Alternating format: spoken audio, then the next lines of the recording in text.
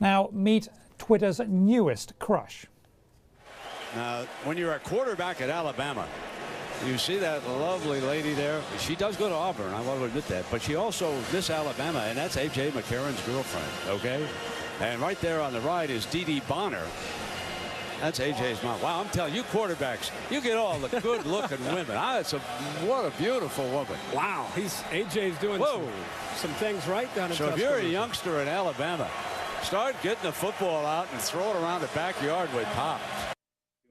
Okay, and that was causing a storm last night on Twitter, all because of the beautiful young lady there. And Sam Walker of the Sports Desk is here to discuss this. It's a sports game, right? It's supposed to be a sports game, and it ended up not being, right? It wasn't. You mean it wasn't much of a contest? Just what you're saying? Well, I mean, the discussion was not really about the sports. No. Last night. No, the producers at ESPN, the guys in the truck, were clearly scanning the crowd, looking for interesting things that were more interesting than the football game, which was not very interesting.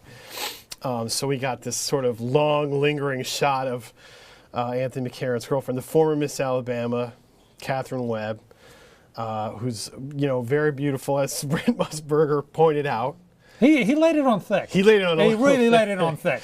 Well, they went on and on not with about, a knife, with a trowel.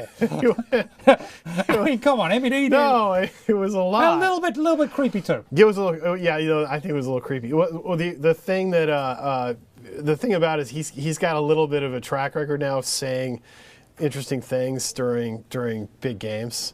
But not about the games necessarily. Right. Well, no, things are memorable for other reasons. And the other one was a few years ago when he was doing the Tostitos Fiesta Bowl, and the game was very close at the end. And he said as a line, he said, "This one, folks, is for all the Tostitos," which was kind of like, was this a corporate plug, or was it kind of? But it was kind of a classic. It's like a foot and mouth disease. Now, has he got any has he got any flack for what happened yesterday? Yeah, no, a ton. I mean, there's been a lot today, a lot of talk about this, and various reactions you can probably imagine. But he has kept his job though, because occasionally sportscasters say dumb things and then they get the chop. Like, yeah, right? well, usually those things are right? horrendously politically incorrect, and I mean, I think to his credit, look, a couple things. We all kind of bemoan the idea that this whole sports industrial complex is getting very plastic, and everything's very I'm shocked canned. to hear you say that. That's well, shocking, I know, man. right? I know. You've never heard that. Never before. even imagined it, right?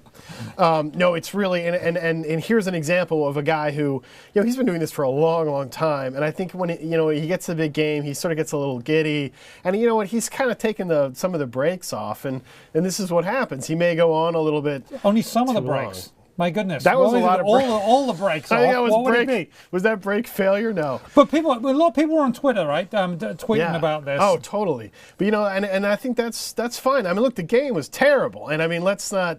It was a complete blowout, and here we are talking about it, and I think it's fun. This is what sports is about. I mean, the idea that we're looking at the crowd. That's what sports is about. Yes. Do we have it here? Exclusive from you, Sam Walker. It's about all the sports experts. Sports is about looking at the crowd. No, when you're looking at the game is horrendously. It's like a bear mauling a chicken. You want to you start looking at the crowd and the same way that the sportscasters do. When we're holding up sportscasters as paragons of reason and logic and ethics, and there's a column in here somewhere by got you. A problem. Yeah. I can feel it now. Thank you very much, Sam Walker of the Wall Street Journal. I'm Simon Constable. That's it. See you at 4.